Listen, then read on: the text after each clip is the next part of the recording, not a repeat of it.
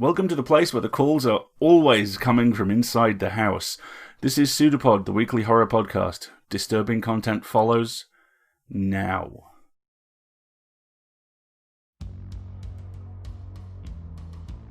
PseudoPod, episode 714, July 24th, 2020. This week's story, Blackout, by Hal Ellison. Hey everyone, welcome to PseudoPod, the weekly horror podcast. I'm Alistair, your host, and this week's story comes to us from Harold Hal Ellison. Ellison was an American author of pulp fiction whose work primarily focused on juvenile delinquency. He was a social worker, recreational therapist, and nurse's aide at Bellevue Hospital, where he encountered the adolescent psychiatric patients whom he based much of his fiction on. He subsequently stated that many of the patients viewed him as a father confessor, and eagerly told him their stories while trusting that he would not report them to law enforcement. Harlan Ellison cited Hal Ellison's work as having inspired his own interest in juvenile delinquency, an interest which led directly to the writing of Ellison's first novel, Web of the City. Ellison also stated that in the earliest days of his career as a writer, he was often mistaken for Ellison writing under a pseudonym, and that decades later, when Ellison became much more known and Ellison's career had waned, Ellison was often mistaken for Ellison writing under a pseudonym. And this is the third version of this outro I've recorded, precisely because of the similarity between those two names. Your reader this week is the magnificent Dave Robertson, a man who I am so very happy to hear the voice of once again. Dave is an avid literary and sonic alchemist who pursues a wide range of creative explorations. A brainstormer, keeper of the buttery man voice, patent pending, website already in place, pattern seeker, dream weaver, and eternal optimist, Dave's efforts to boost the awesomeness of the world can be found at the Roundtable Podcast, the Vex Mosaic e-zine, and through his creative studio, Wonder Thing Studios. Dave is the creator of Archivos, an online story development and presentation app, as well as the curator of the Palathos Patreon feed, where he explores a fantasy megacity, one street at a time. Dave is one of the best humans we know, and I am delighted to have him back on the show.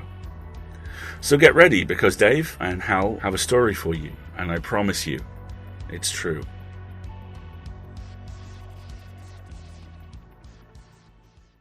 Blackout by Hal Ellison. Narrated by Dave Robertson. Originally published in Mantrap, October 1956. It's a hot night. I got that uneasy feeling again, and I swing out of the pool room, walk to the corner. Jim is there. He's my buddy. We greet each other, and he asks me what I'm doing. Nothing, man, but the scene stinks. You want the drift? Where to? Coney Island's okay. We'll see the sights. Okay, cool. That's it. We hit for the bus, climb on, and ride. I got that funny feeling inside me. Why'd we have to take the bus, Jim? I say. The window's open and it's still dripping hot. You complaining, Ace? Too many people riding with us, more than I figured to see. They paid their fares, same as us. Yeah, it's like they're all wearing masks. The bus is too slow. Seems like we ain't ever going to get where we're going. It's too hot. It's hot all around, but we're getting away from it. I look around. We're passing houses. Windows and doors is wide open. I see lights, people sitting around tables. That's funny, I say. What is? They ain't got no faces. There's nobody I know or ever will. They go past too quick. That figures. The whole world is like it's opening up. Man, you're talking nothing. What you been smoking? Jim says. I don't answer, and what I see don't last.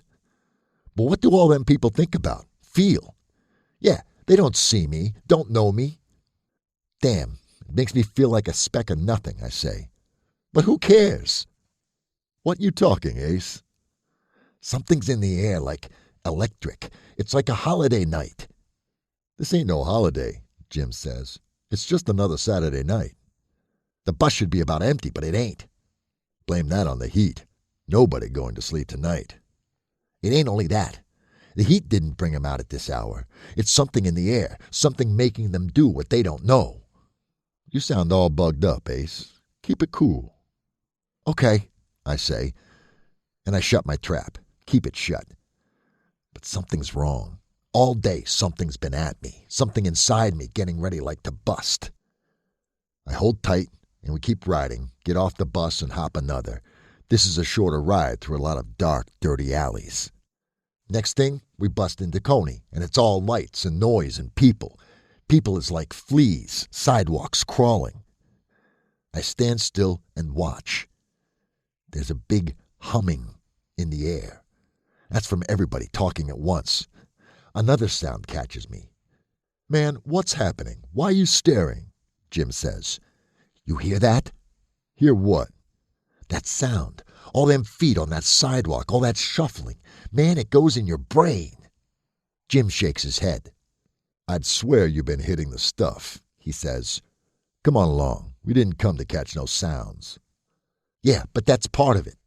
"Part of what?" "You don't know? Hey, you can't feel all the people walking?" "Okay, I catch you. What do? Fall down and pray or enjoy ourselves?" "I'm for walking." "Now you're talking, man," Jim says, and we start off.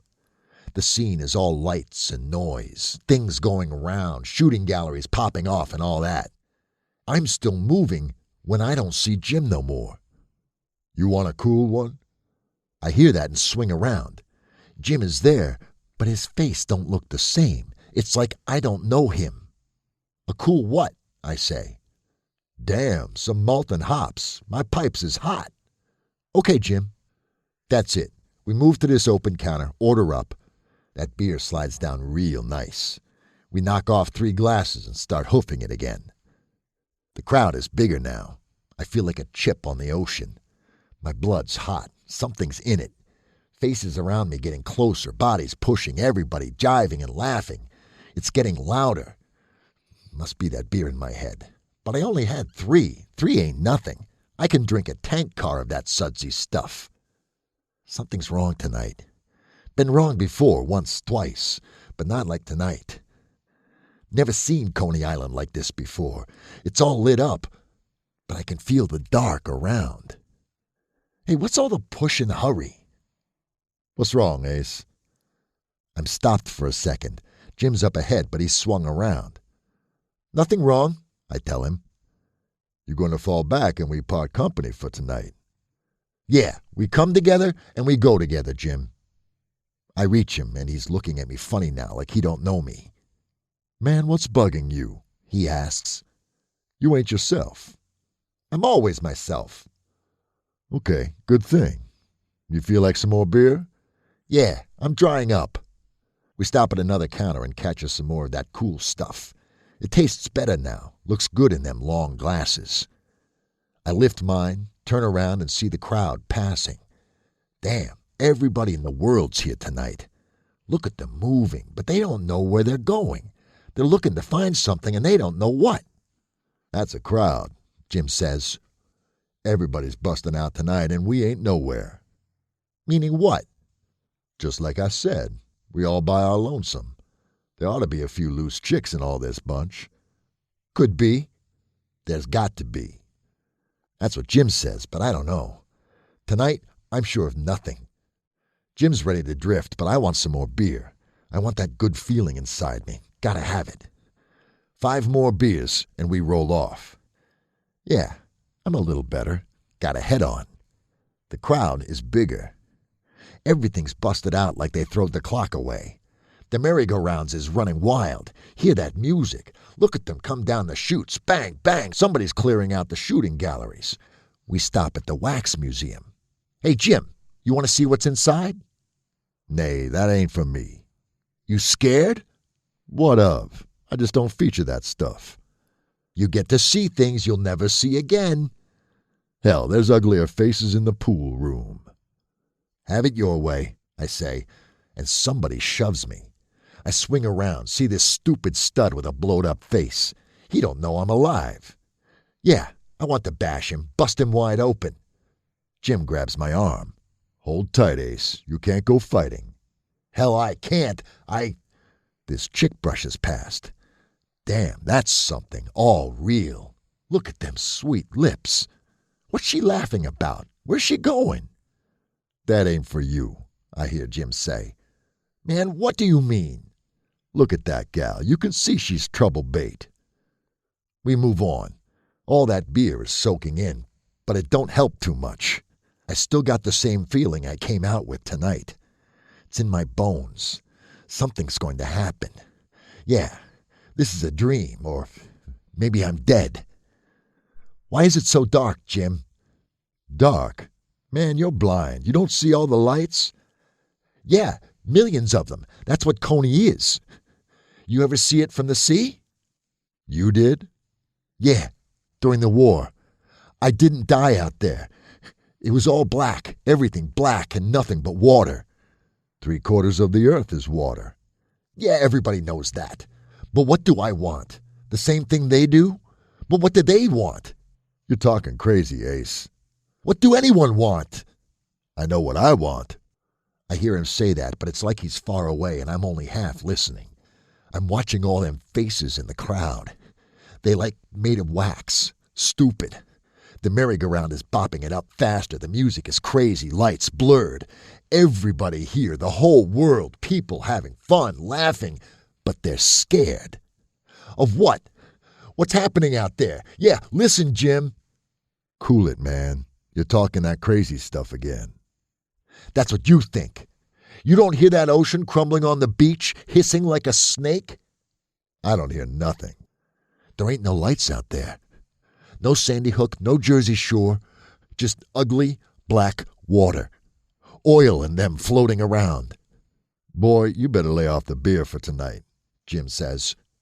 Floating around, and it don't matter no more. A piece of string is lying on the boardwalk. I pick it up, look at it, wind it around my finger, then put it in my pocket. Out come my butts. I light up, cup the match against the dark out there, cup it against all them stupid faces, hide it from the stars. Don't trust nobody, I say, and Jim gives me another of them looks, shakes his head.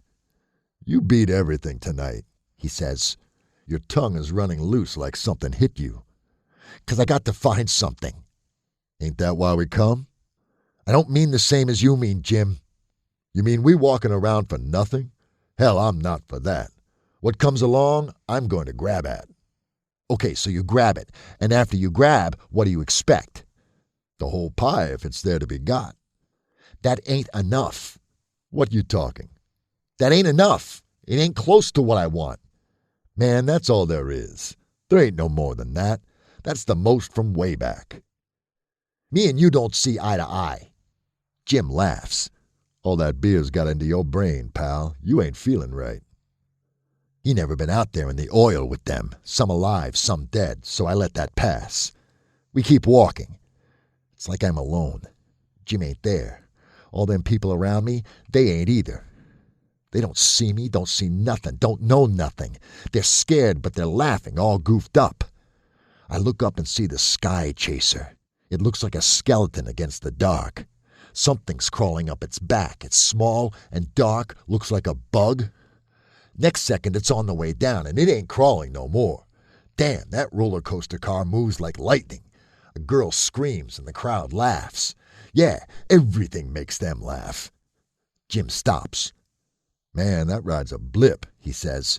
You hear that witch scream? She hit my brain. You want to try that ride, Ace? I ain't in the mood. You sure you ain't scared of it? I ain't scared of nothing around here. You want to hop in the wax museum? Man, that's a square show. Ain't nothing there but dead people. Who wants to look at that kind of stuff? He ain't for it, but he goes along and we hit the wax museum, slap our dimes down and walk in. Yeah, only 10 cents to see everything. All kinds of murder. Hey, hardly nobody here but us, Jim says. Yeah, you feel how quiet it is? That's a fact. It is. And that crowd outside is like far away now, the noise of the sky chaser. I look around. Other people in here is whispering. It's like they're scared. But I ain't. All this is cool stuff. Let's get out of here, Ace. What for? I've seen enough. These are all stiffs. They give me the creeps. Man, hang around for the dime's worth. Nothing going to bite you here. I'll see you outside. Hey, wait a minute. That's a mean stud, See them eyes? That's a cold killer. He looks alive. Let's walk. My blood's icing up. Okay, I say, and we move on out, get caught up in the crowd again. Next thing, I see a face just like the mean studs, the same killer eyes looking straight at me. Man, the skin crawls up my back. I look away fast and look back again. That's a blip, 'cause that killer face ain't there no more. What's wrong? Jim asks me. Sweat's running off you like water. I just saw him.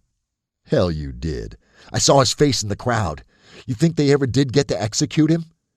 He's long ago fried. He ain't never coming back. But that was his face, them cold killer eyes. Yeah, you seeing things that ain't there. And I'm looking for things. Like what? I don't know. Everybody looking, trying to catch something, trying to get something. But they're scared. They're laughing and they're scared. There you go with that jive talk again. You mean you can't feel it in the air? All these people trying to get something because they're scared. They're running away from it, all of them, afraid to face it. You're talking too crooked to follow, Ace. I don't answer that because this guy and this girl is passing, and I hear her say, Harry, buy me a dragon with fiery eyes. That's a real blip. I turn around, look at them. They don't see me, and they're so close they almost knock me down. The crowd swallows them up, but I can still hear that girl saying, Harry, buy me a dragon with some fiery eyes. You hear that? I say to Jim. Hear what? Damn, you're deaf in 3 ears. And you're hearing stuff. That talk burns me. Listen, I say to Jim, I've been hearing that jive all night out of your big mouth. I'm tired of it. You're tired. I'm set to throw up from your talk. You don't like it, you can walk your own way. Okay by me, Ace. Okay. That's it. He goes his way, I go mine. 10 minutes later, I hit this place. It's a real rat hole where they sell hard stuff. I wet my tongue, and this bitch walks in. A blind man can see she's on the make, and I ain't blind. It's a fast pickup, easy as rolling out of bed. Her name is Flo, and she tells me she's from East New York. I put that down as the first lie and figure her to be 30. She's kind of cute and kind of tough with a voice mostly like a man's. What's your name? She asks me. Harry. I tell her because it don't make no difference. Nice name. Yeah. I light me a cigarette, buy her a drink, turn my back on the bar and look up. That's the frame of the Ferris wheel against the sky, little cars hanging from it. Yeah, they're caught. They can't get away like that when they're going in circles. Harry, you want another drink, baby? That answers the question. This one's a real guzzler. I order her another drink and keep watching the Ferris wheel till her tongue is dry again. That ain't too long. When she dumps that one down her mouth, I say, Listen, Flo, you want to go to the wax museum? It don't matter to me. That figures. But I'm not thinking of that because I almost catch the reason why I came here, what I'm looking for. Almost. But it gets away. It's a short walk to the wax museum. When we go in, I say to Flo, I like this place because it's gray. Everything is gray. She gives me a Popeye look on that and says back, How many drinks did you pour down before you met me? Not enough worth counting. Hey, look at him. You know why he was like that? Why he wasn't afraid like you are? Me? I'm afraid? Yeah, you're scared, ain't you? Of what? Wax? You know better than me, but that's beside the original point. What's the point? This guy was a machine gunner in the war. After that, did a white-collar lawyer expect to scare him? Let's get out of here, Harry. I'd like another drink. Come on. Hell, you know what alcohol does? It cuts you off, makes you think you ain't afraid. But that power don't last. She lambs for the exit. I let her breathe and study this killer. He's the coolest-looking murderer in my book. Later, this guy taps me on the shoulder and says, You can't hang around all night, fellow. Okay, I drift because I got my dime's worth. Walk around and see Flo. She's caught a new stud and is hanging on his arm. I'm in the crowd, and the going is rough. Everybody's pushing and shoving. I go with it and keep watching and listening, seeing all them faces, hearing all that jive. I figure I'll find what I'm looking for, find out what I got to do. I find out nothing, but I run into this new chick. Her name's Millie. She's a cute trick, real young, nice hair, nice face. Yeah, a million faces around me, and I pick her out. It's like she's been waiting for me all night, her whole life. I know that as soon as she looks at me. It ain't nothing to pick her up. First thing she wants is a frozen custard. That's natural. They all want something. Next is the shoots, then the sky chaser. That sky chaser is something. She's scared to hell, grabs me when we make the big drop, and screams in my ear. That's sensation, but most is the kick of the big drop. When you're reaching bottom, it's like a hand squeezing between your legs. The tunnel of love is next. That's a slow boat to China, but she lets me kiss her. It's dark, and maybe the water gurgling around is oily. I pull away. She looks surprised. I tell her about the Wax Museum killer and how he wasn't scared of nothing. I'm scared of everything, Millie says. Me? I ask. No, not you. Come on. I take her down on the boardwalk. It's kind of dark, things closing down. That don't mean nothing tonight. The crowd stays with it, and there ain't an inch on the benches to sit down. That beach looks queer. It's gray instead of white, and the sand ain't real. It kind of looks like mist laying down there. Rolling mist. Then there's the ocean. Damp. It's all big and black as hell and waiting like it's getting set to come busting in over everything. We're both staring at it, and Millie says, "It's scary, ain't it?" "Yeah. No lights out there. Nothing but dark." "You know what's out there?" "Nothing." "How do you know nothing?" "I was out there." "Sailor? Where's your sail?" "Merchant Marine." She keeps on talking, but I'm listening to all them feet shuffling on the boardwalk again, trying to catch what people are saying. The Ferris wheels turning, streaks of light on the ironwork, two little cars rolling back and forth. Yeah, they're trying to get away, but they can't. Nobody can. Who's trying to get away from what? From what they're scared of. That's what they're trying to get away from. Millie laughs like she thinks I'm joking. So I drop the matter and we keep walking. We're in the crowd being pushed and shoved, but I don't feel nothing. It's like I don't belong. But I know why I'm here, and I ain't scared like the others. They're like kids running around trying to laugh it off. We go to the railing, lean against it, and look at the beach. There's patches of shadow down there. A couple of times, matches flare. Talking comes from the beach, and somebody in white walks out of the dark and back into it again. "It's out there," I say. "What's out there?" "In the dark. Look, it's like it's waiting to pour over us. It's crouching out there. But you don't know, you don't care. Nobody thinks of out there. Maybe it's happening again. Men swimming through burning oil. Maybe you don't know how black it can be, how big it is, how deep." "I don't know what you're talking, Harry, but let's go down on the beach." That's okay by me. We move on, reach a stairway, and go on down, hit the beach. The crowd's behind us now. Black water ahead. From back of the boardwalk, I can hear the roller coaster. I turn, and it's like looking at another world. People on the boardwalk are only shadows. Lights look fuzzy. We move on and stop where the sand is wet. "Listen," I say, and I can hear it already. That water's talking. It moves in gentle-like, but there's a cold power behind it.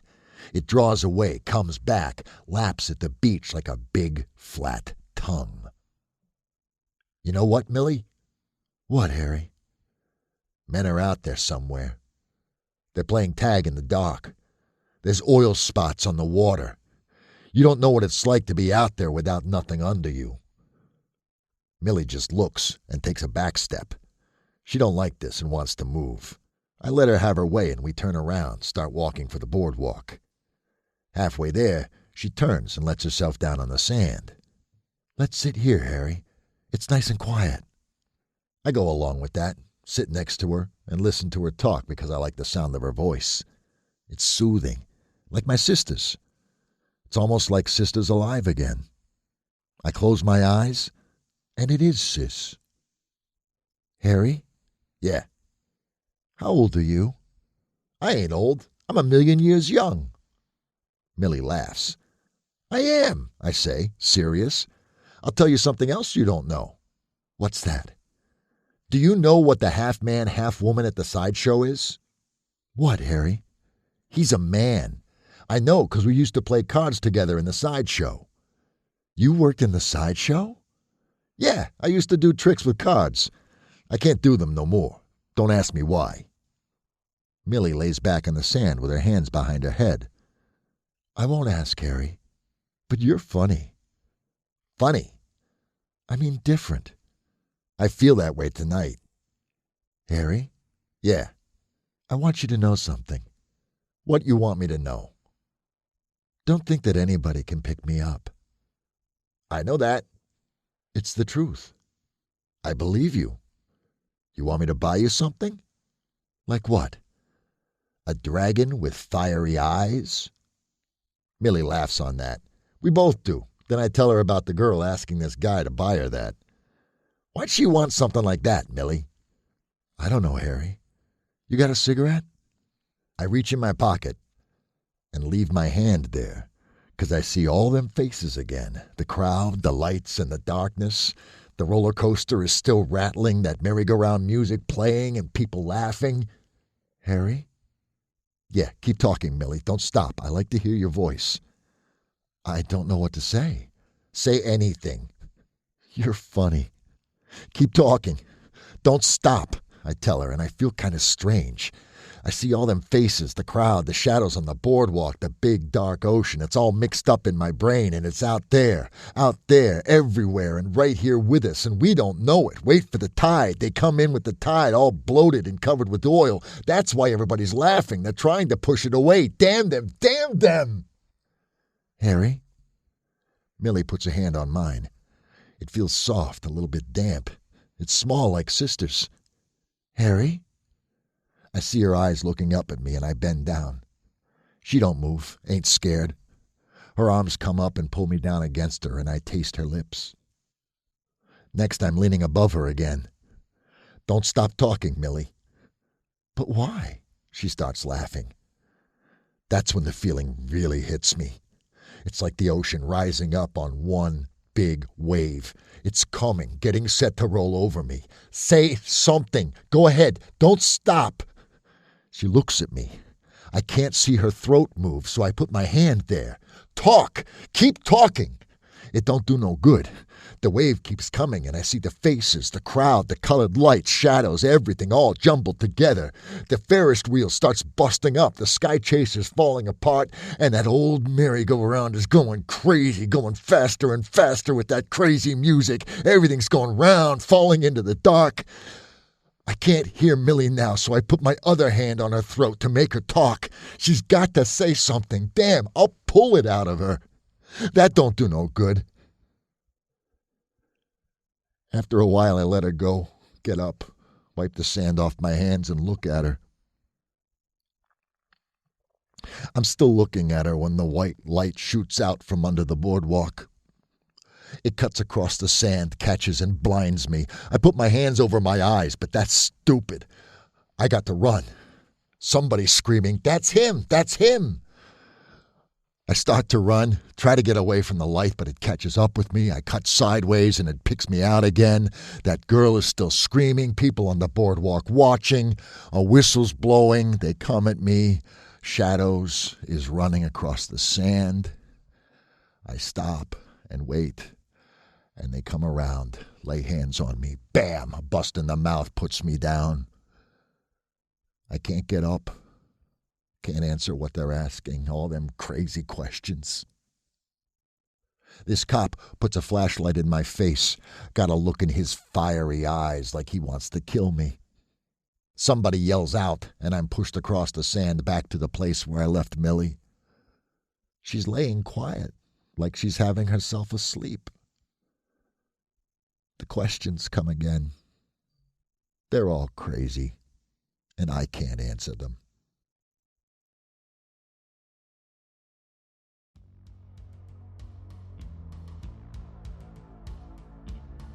The horror, the thing I so often enjoy searching for here, is painfully apparent from the get-go. Or at least it seems to be. First off, there's the threat, which is constant from the jump-off and in two distinct ways. The lead and his friend clash constantly, testing each other's limits in that way men who aren't sure what they are to each other do. Looked at one way, it's a meet-cute. Looked at another way, it's a fist not yet thrown. Looked at a third, it's two angry, restless young predators walking a veldt and trying to work out what to prey on first, or if it's even worth it. The entire story is shot through with the clenched knuckles of something not quite happening, of summer days from Greece sung in a lower, slower, darker key. Frankie White's 20 Fists is a graphic novel that deals with this in a sweeter, bloodier-nosed approach, and I'll link to it in the show notes. So, there's the internal clash of egos and the food chain made manifest, and surely that's the horror. Well, yes, but not all of it. There's also the horror of trauma, of the undiagnosed PTSD at the core of this story, which drags everything and everyone into it and crushes them with a specific gravity it's granted, precisely because it is never addressed. This is a horror that sits unusually close to home for a lot of us. The sense of the thing in the back of your head laughing a little louder at the TV every few months. Of you gripping on even harder as the tension and the stress only build. This is what leads you to skip meals and sleep. This is how you push through the limits of human endurance. This is how you survive. But it is never and should never be where you live. None of us deserve to live where this poor doomed individual does. Choose the fairground every time. It's worth it. And finally, we come to what seems to be the core horror. The brutal murder made all the more horrific by how little our protagonist notices it occurring. This is where horror has become, far too often, a hammer when it should be a scalpel. Countless women sacrificed on the pyre of cheap shocks, the perception of fragility turned into broken heels, bad choices, martyrdom, victimhood, and the use of performative brutality as grammar. But not here. This is horror made stark and real, and desperately sad under the lights of the boardwalk. This is a life ended and another life marred somehow even further. This is horror as crime, as trauma, as landscape, as destination. This is a story where everyone is a victim, and the phrase, "with nothing under you," tells you everything you need to know about the poor soul at its core, and just how lost at sea he truly is. Stunningly written, stunningly read. Thank you. We're working on paying our associate editors right now. These people are the first point of contact for every author and magazine, and slowly and surely a movement is building to pay them. We want to be part of that movement, and we can be with your help. For $5 a month at Patreon, you get access to our vault. For more, you get access to surveys, merch, the whole bit. For $5 a month at PseudoPod, it's the vault, but the vault is full of audio delights, and you want all of them. Either option works for us, both are needed. Please help out if you can, and if not with money, then perhaps with time.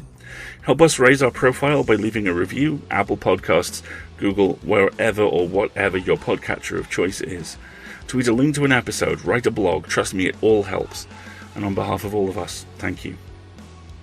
Next week, I am absolutely delighted to welcome Jordan Shively, graphic designer, podcaster, writer, and badass as your guest host. I'm thrilled that Jordan is here, and cannot wait to hear him knock it out of the park. The story will be Dive In Me by Selena Chambers and Jesse Bullington, read for you by Alethea Contis and produced by the always amazing Chelsea. Then, as now, we will be a production of Escape Artists Incorporated and released under a Creative Commons Attribution, Non-Commercial, No Derivatives license. And your closing quote for this week comes from Jordan Peele. Like comedy, horror has an ability to provoke thought and further the conversation on real social issues in a very powerful way.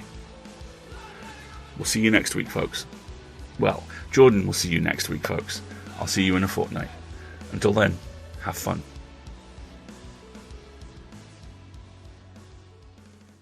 It's a pseudopod. It's a big foot. It's all about podcasts these days.